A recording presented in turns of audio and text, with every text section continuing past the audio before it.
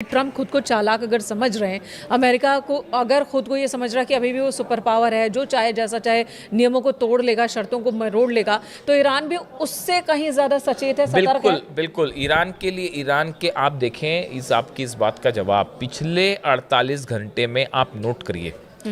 Iran के IRGC से जुड़े जितने बड़े कमांडर्स हैं, ईरान के एयरफोर्स चीफ से लेके ईरान के आर्मी चीफ से लेके ईरान की जो national security supreme security council है उनके सचिव से लेके कम से कम 5 से 7 बड़े अधिकारियों के पिछले 48 घंटे में ये बयान आ गए हैं कि अमेरिका अगर कोई साजिश करेगा, अगर अमेरिका अगर धोखा देने की कोशिश करेगा तो करारा जवाब मिलेगा। जिसके बाद इंटरनेशनल सर्कल में ये सवाल पूछे जा रहे हैं, क्या ईरान को कोई ऐसी खुफिया जानकारी मिली है कि उसके खिलाफ कोई बड़ा एक्शन होने जा रहा है? देखिए, ये बिल्कुल कोइंसिडेंस नहीं है। आप देखिए, कल ईरान के एयरफोर्स चीफ ने यह बयान दिया, पहली बार उनका बयान काफ़ी वक्त बाद एयरफोर्स चीफ का बयान सामने आया है कि कोई भी हरकत होगी तो उसका करारा जवाब दिया जाएगा। बिल्कुल, और ये भी कह रहे हैं कि हम अभी भी हमारी सेना तैनात है, शांति वार्ता के दौरान भी रहेगी। शांति वार्ता के दौरान और भी अलर्ट है, क्योंकि ये डोनाल्ड ट्रंप की हमेशा कहानी रही है कि वो बातचीत के बीच में हमला करते हैं, इसीलिए ईरान की सेना और तैयार है। लेकिन देखिए, जो बड़ा मुद्दा है वो ये कि आखिर ईरान के अधिकारियों की तरफ से ये बयान क्यों आ रहे हैं कि हमला हो सकता है, हम करारा जवाब देंगे, हम पलटवार करेंगे। ये बयान इसलिए आ रहे हैं, ऐसी चर्चाएं हैं कि शायद एक कोई बड़ा प्लान ईरान के खिलाफ जो है वो पकाया जा रहा है। और कौन कर रहा है ये प्लान? हाँ, अमेरिका, इजराइल, क्या उसमें अरब देश भी शामिल है? ऐसा कोई भी प्लान जब भी बनता है तो वो बिना इजराइल और अमेरिका की आपसी सहमति के नहीं बनता। इसलिए ये कंफ्यूजन एकदम दिमाग से दूर कर देना चाहिए कि डोनाल्ड ट्रंप और नेतन्याहू में किसी तरह की लड़ाई है, या डोनाल्ड ट्रंप जो है वो नेतन्याहू की नहीं सुन रहे, या नेतन्याहू डोनाल्ड ट्रंप की बात नहीं मान रहे। ये सिर्फ आपके दिखावे के लिए है। हकीकत ये है कि एक बड़ा थिंक टैंक काम करता है, मोसाद CIA मिलकर ऑपरेशंस करते, दोनों देशों के थिंक टैंक्स, ऊपर से कुछ भी दिखाया जाए। देखिए, बड़े सर्कल में ये माना जा रहा है कि 60 दिन से ज्यादा ये पीस चल ही नहीं पाएगी। तो इस बीच जो 60 दिनों के लिए हॉर्मुज को फ्री किया गया है और वहां से तेल टैंकर्स की सप्लाई भी शुरू हो चुकी है, जाना शुरू हो गया है, तो ये क्या है? ईरान कह रहा है कि अब हॉर्मुज युद्ध से पहले वाली स्थिति में कभी पहुंच ही नहीं सकता। वहां इंतजाम क्या करने, व्यवस्था क्या करना, ये हम देखेंगे। अमेरिका को लेकर इसमें कुछ करना ही नहीं है, अमेरिका की कोई दखल अंदाजी नहीं चलेगी। देखिए, 60 दिन का ही वक्त लेकिन अमेरिका दे रहा है। हाँ, देखिए, 2 बातें हैं। पहली बात तो अमेरिका में चुनाव होने जा रहे हैं, उसको लेकर सतर्कता बरत रहे डोनाल्ड ट्रंप की, कहीं ऐसा ना हो कि इकोनॉमिक हालात बिगड़ जाएं और चुनाव हार जाएं।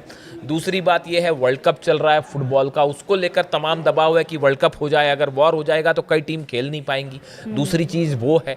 तीसरी हालात ये है कि अमेरिकन फोर्सेस जितनी बुरी तरह से पिटी हैं मिडिल ईस्ट में, सब बेसेस जल गए, हॉर्मुज में नुकसान हो गया, प्लेन्स गिर गए, तो ये झटके से उभरने के लिए, चीज़ों को फिर से एकजुट करने के लिए वक्त लगेगा।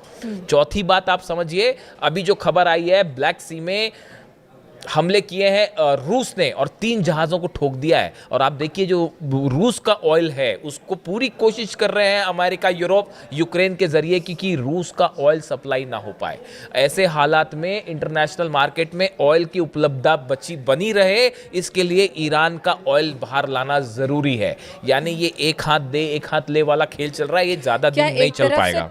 थप्पड़ मारना, दूसरी तरफ से सहलाना, ये वो चल रहा है। देखिए, हालात ये है फिलहाल कि ईरान इस बात को लेकर, अच्छा, सबसे खास बात ये है कि ईरान इस बात को अच्छी तरह से समझता है कि अमेरिका धोखा करेगा, इस नेतन्याहू धोखा करेंगे। ईरान इस बात को अच्छी तरह से समझ रहा है, कोई विश्वास नहीं है अमेरिका पर और इजराइल पर। और दूसरी तरफ भी हालात यही हैं, अमेरिका के मन में क्या है वो सब जान रहे हैं, और ये डील भी जो है ये एक टेम्परेरी दिखावा चल रहा है कुछ समय का, ये आप कह सकते हैं। तो ये इसका अंजाम क्या होने वाला है, इस बात को लेकर भी हर आदमी क्लियर है। देखिए, वो जैसी बात यूरेनियम पर आ जाएगी, आप देखिए बिल्कुल, मेरा अगला सवाल यही था कि ये तमाम बातचीत हुई, एक अहम मुद्दा जिसे लेकर ट्रंप ने भी युद्ध की शुरुआत की थी, परमाणु हथियार, कि ईरान को हम परमाणु हथियार नहीं बनने देंगे।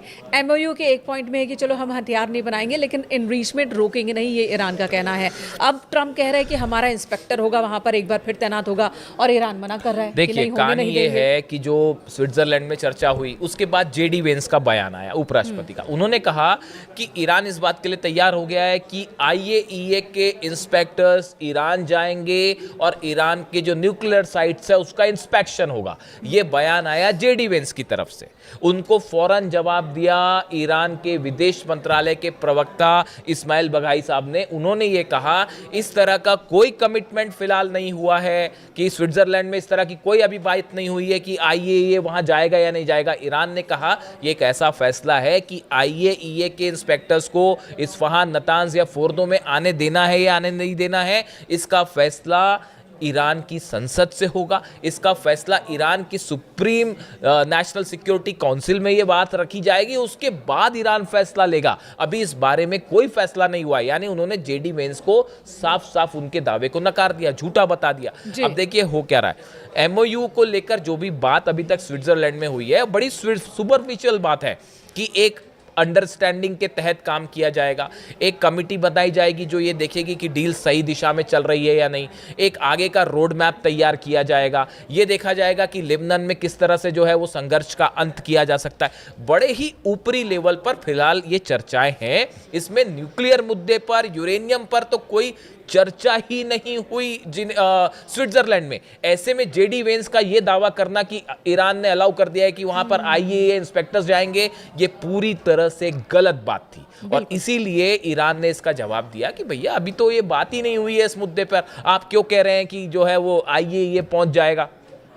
क्या ये संभव लग रहा है आपको कि ईरान में, इस्फहान में आईएईए भी पहुंच जाए, उसके बाद अमेरिकी सोल्जर्स भी पहुंच जाएं और वहां पे खुदाई भी हो जाए और वहां यूरेनियम को, ये एक ऐसा मुद्दा है जो बहुत ही असंभव सी बात है। इसीलिए चाइना ये कह रहा है कि शुरुआती दौर में भले ऐसा लग सकता है कि सब कुछ ठीक है, लेकिन जैसे जैसे बातचीत आगे बढ़ेगी मामला डिरेल होना शुरू हो जाएगा। देखिए, जब भी कोई जटिल मुद्दा होता है, वैश्विक मुद्दे होते हैं, ऐसा मुद्दा जिससे कई देश जुड़े हुए हैं, तो किसी नतीजे तक, किसी समझौते तक पहुंचना बहुत आसान नहीं होता है। सालों का प्रोसेस लग जाता है। अब यहाँ पर 4 टास्क ग्रुप बनाने की बात हो रही है, लेकिन जब किसी बातचीत की शुरुआत ही अविश्वास से हो, संशय की स्थिति में हो, तो उसका भविष्य क्या होगा? देखिए, अमेरिका का जो डेलीगेशन था जो स्विट्जरलैंड गया, आपने तस्वीरें देखी होगी, वो सबके सब इस उम्मीद में बैठे थे शायद कि ईरान का जो डेलीगेशन आएगा वो हमसे हाथ मिलाएगा, या ईरान के जो लोग, जो डेलीगेशन वहाँ पहुँचा था, उन्होंने देखना भी कबूल नहीं किया उनकी तरफ। अब्बास अराक्ची साहब ने हाथ भी नहीं मिलाया।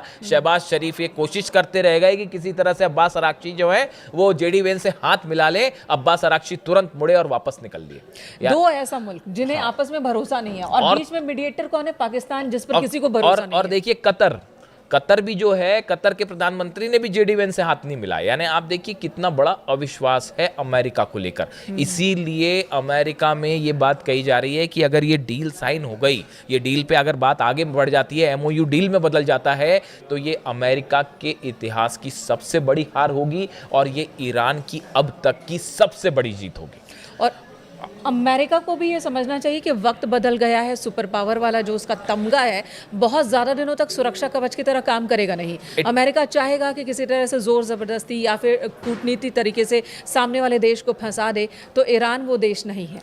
अमेरिका सुपर पावर था, अब नहीं है। तो आपको मैं कहना चाहूंगा कि अमेरिका, बड़े सारे एक्सपर्ट्स ये कह रहे हैं कि जो सुपर पावर का तमगा था ये ऑलरेडी ईरान ने छीन लिया है। अब वो कम से कम अमेरिका के पास तो नहीं है।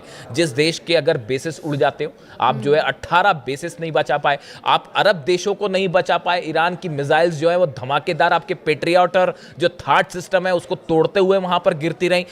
ईरान के ड्रोन्स ने क्या तबाही मचाई आप देख लीजिए। आप हॉर्मुज को घेर कर खड़े रहे, आप कुछ नहीं बिगाड़ पाए ईरान का। ईरान के 5 द्वीपों पर आपने बीच बीच में रह रहकर हमला किए, आपने उन पर कब्जा करने की कोशिश की, आप कुछ नहीं कर पाए। आपका एक पायलट अंदर फंस गया था, उसको निकालने में इतनी फजियत हुई कि आपको अपने खुद के हेलीकॉप्टर्स जलाने पड़ गए। आपके 42 प्लेन, ऑफिशियली ऐलान है इस बात का कि 42 प्लेन आपके गिर चुके हैं। F-35 जेट्स जो है, दुनिया का सबसे शक्तिशाली जेट जो है, वो ईरान ने मार गिराया। ईरान के नए डिफेंस सिस्टम से अब आप खौफ खा रहे। ऐसी मैं लिस्ट गिनाना शुरू करूंगा ना ईरान की जीत की, तो पूरी रात बीत जाएगी। और उसके बाद अब डील हो रही है डील में भी आप देख रहे हैं कि क्या स्थिति है, ईरान किस तरह से भारी पड़ रहा है। खैर, फिलहाल जो खबर हमने शुरू की थी कि इस 12 अरब डॉलर को लेकर ट्रंप और ईरान आमने सामने है और सबकी नजरें इस बात पर है कि आखिर ये 12 अरब डॉलर की फ्री संपत्ति का क्या होता है। क्या डोनाल्ड ट्रंप की इस तरह की बातें कि हमसे अनाज खरीदिए और ऐसा वैसा ये वो, अगर ये बातें इसी ट्रैक पे चलती रही तो आप ये मानिए कि ईरान फिर से बातचीत को बंद भी कर सकता है। धन्यवाद मयंक। इससे जुड़ा जो भी अपडेट होगा आप तक पहुंचाएंगे। Thank you so much.